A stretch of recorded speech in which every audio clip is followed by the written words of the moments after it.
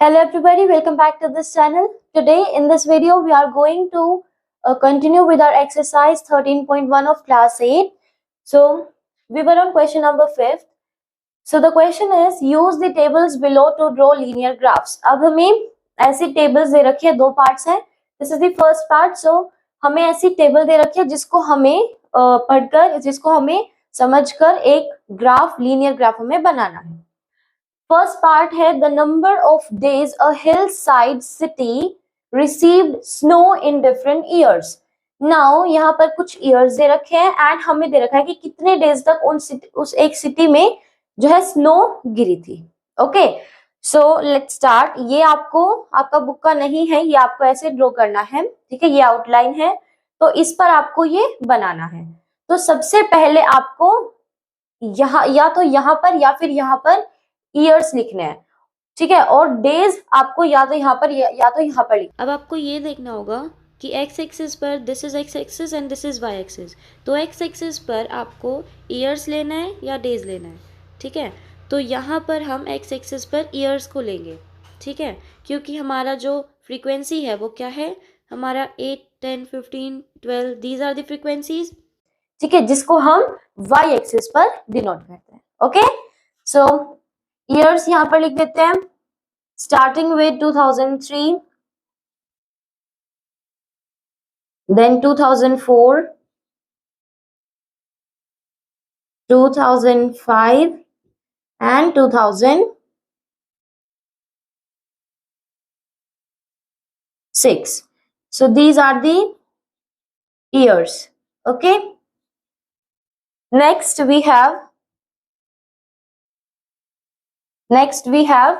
days.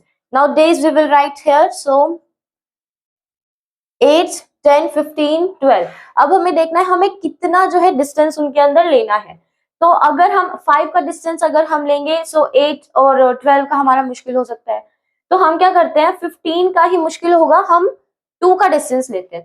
ठीक है, थोड़ा सा ये बड़ा बनाना पड़ेगा. So here we will take 2, 4, 6, 8, 10 and 12. Okay, so this is the y axis and this is the x axis. अब यहाँ पर हमने लिख दिया years. ठीक है, एंड यहाँ पर हम लिख देंगे days. Here we will write days. Okay, now next thing we have to plot. अब हमें क्या प्लॉट करना है कि 2003 में कितना था एंड 2004, 2005 एंड 6. सो 2003 में हमें दे रखा है 8. सो 2003 में हमें कहां पर जाना पड़ेगा, 8 पे. So this is somewhere here. Okay, next one 2004, 10. सो 2004 के लिए यहां पर है हमारा 10. Okay,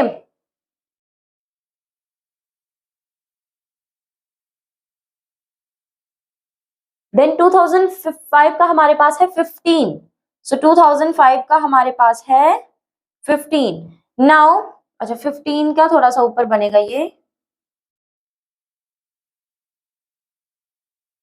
2. We have to plot more. This is 12, this is 14 and then 16. Okay, now here y axis. तो 15 कहां पर होगा हमारा, जो ये 14, 15 एंड देन 16. सो यहाँ पर बीच में हमारा होगा. ठीक है, दिस वन यहाँ पर आ जाएंगे. सो 2005 में हमारा है 15. So here. Okay, obviously it is not, ये बिल्कुल प्रॉपर नहीं है, दिस इज नॉट एक्यूरेट.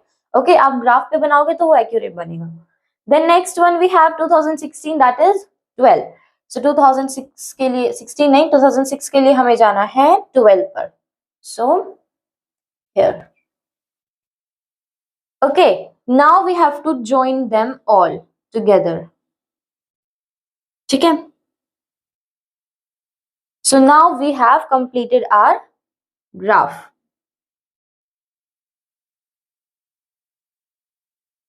सो ये आपको आउटलाइन, आप ये वाली लाइन और ये वाली लाइन पहले ही बना सकते हो, एक्स एक्सिस और वाई एक्सिस भी लिखना पड़ता है, ये भी।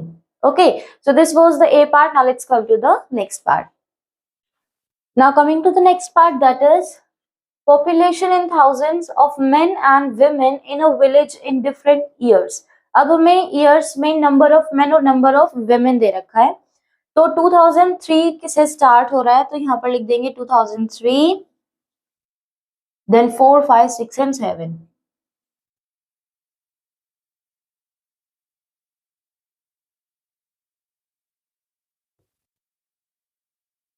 Okay, so these are years. Okay. Now the next is number of men. Number of men और number of women दे रखा है, जिसको आपको सेम चार्ट पर रिप्रेजेंट करना है. तो इसका मतलब आप एक को जो है अलग लाइन से रिप्रेजेंट करेंगे, एक को अलग लाइन से. तो हम यहाँ पर men को हम ले रहे हैं this dotted line and women को हम ले रहे हैं straight line.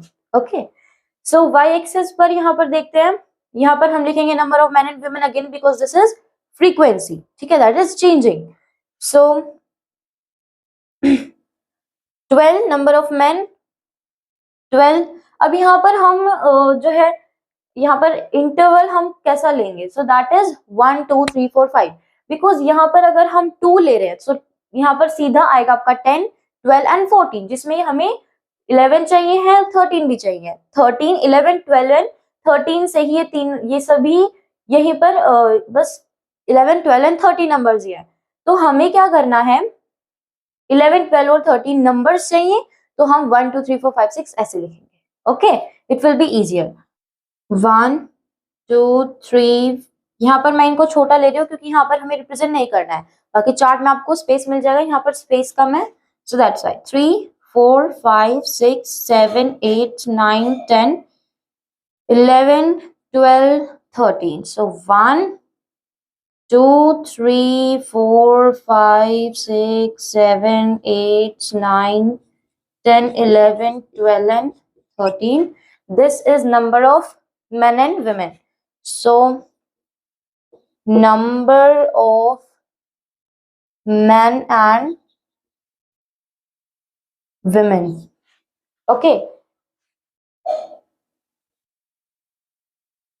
Now starting with number of men, जिसको हमें डॉटेड लाइन से रिप्रेजेंट करना है, दैट इज सबसे पहले 2003 में 12. सो 12 यहाँ पर. ओके, पहले डेसिमल्स लगा लेते हैं, पॉइंट्स लगा लेते हैं, not decimals. Then 12.5, it means इसका थोड़ा सा ऊपर, so somewhere here. Next one we have 13. Now 13 here, यहाँ पर. देन 13.2, तो यहाँ पर पहले 14 ले लेते हैं बिकॉज आगे भी चाहिए हमें. सो यहाँ पर हमने ले लिया 14. सो 13.2 कहाँ हो जाएगा इसके और 13 और 14 के बीच में. सो 13 दिस 1 13.1 13.2 13.3 13.4 13.5 13.6 13.7 13.8 13.9 एंड देन 14 ऐसे होता है. सो 13.1 मतलब इसके बिल्कुल ही ऊपर हमें चाहिए. ओके, इसके बिल्कुल ऊपर आप जो 13 लिया है ना, उसके बिल्कुल थोड़ा सा ऊपर आप इसको लोगे. ओके, 13.2 हो गया. देन 13.5, 13.5 यहाँ पर होगा, इसके 14 और 13 के बिल्कुल बीच में. Here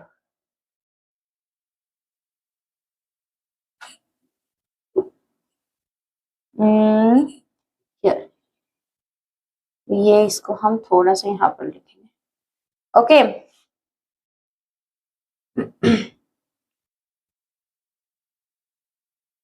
next one. Now coming to the number of women, but उससे पहले हम इनको ज्वाइन कर लेते हैं because there can be confusion afterwards. इसको जो है डॉटेड लाइन से हमें ज्वाइन करना है. Next number of women 11.3. so 11.3 again 1 2 3. तो यहाँ पर हमारा कहीं आने वाला है. So this. Okay. Next one is 11.9. 12 के बिल्कुल ऊपर नीचे, थोड़ा सा नीचे, 12 के थोड़ा सा नीचे, तो यहाँ पर हमारा हो जाएगा. ओके. Next one 13. अब ये बिल्कुल 13 है, यहाँ पर है जो, तो बिल्कुल यहीं पर हमें ये करना है. सो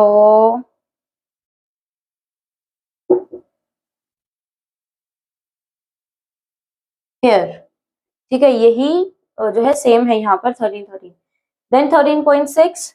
सो 13.6 हमारा कुछ यहाँ पर होगा. तो ये हमारा था 13.2, यहाँ पर है 13.6. सो इसको ऊपर करेंगे. Okay.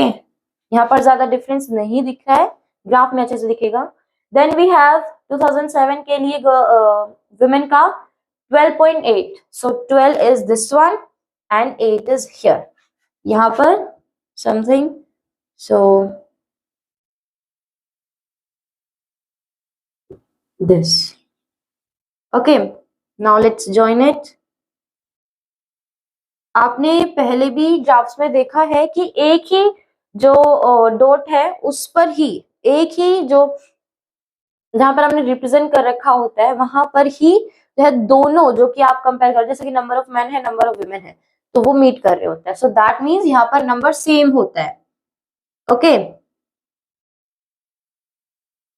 So this is how your graph will look. Okay. So this was B part. Now let's come to the next question. Now coming to the next question, that is a courier cycles from a town to a neighboring suburban area to deliver a parcel to a merchant. His distance from the town at different times is shown by the following graph. Now the first question is, what is the scale taken for the time axis? Time axis के लिए यहाँ पर क्या scale लिया गया है? What is the meaning of scale? जो आपके बॉक्सेस होते हैं आपके ग्राफ में, ठीक है, यहां से यहां तक कितने बॉक्सेस हैं, दैट इज द स्केल. तो यहाँ पर जो अगर आप बुक में देखोगे, यहाँ पर मैंने ड्रॉ नहीं किए हैं, 1 2 3 एंड 4 ऐसे 4 बॉक्सेस आपको मिलेंगे. एंड सेम हियर 1 2 3 एंड 4 ऐसे यहाँ पर 1 2 3 एंड 4. सो यहाँ पर आपका आंसर हो जाएगा 4 यूनिट्स, नॉट बॉक्सेस. यहाँ पर इसको हम बोलते हैं units, equal to 1 hour, because this is in hour. Okay, so this was the A part. Now let's come to the next part. Now coming to the next part, that is how much time did the person take for the travel? तो कितना time लिया है? 1 2 3 4 hours? नहीं, देखो यहाँ पर आपको ये ध्यान देना है, यहाँ पर ये 12 पर नहीं है, ये कहाँ है? 10 और 12 के बीच में है, एट दिस पॉइंट. ठीक है, और ये पॉइंट कितना है? 11:30 AM. ठीक है. सो 1 1 2 3 and a half hour. So 3.5 hours, 3.5 hours उसने लिए हैं. So this was the B part. Now let's come to the next part. Now coming to the next part, that is how far is the place of the merchant from the town. अब town से उसका जो place है, जहां पर उसकी जगह थी मर्चेंट की, वो कितनी दूर थी टाउन से. तो यहाँ पर हमें डिस्टेंस के ऊपर जो है ध्यान देना है. ठीक है, कि मर्चेंट पहले कहाँ पर था और फिर उसने कितना डिस्टेंस ट्रेवल किया है, उतना ही तो उसका प्लेस दूर होगा. तो यहाँ पर उसने 0 से यहाँ से स्टार्ट किया था एंड ही रीच्ड 22. इसका मतलब कितना दूर है वो? 22 kilometre. So the answer is 22 kilometers. So this was the C part. We will continue this exercise in the next video. Till that, take care.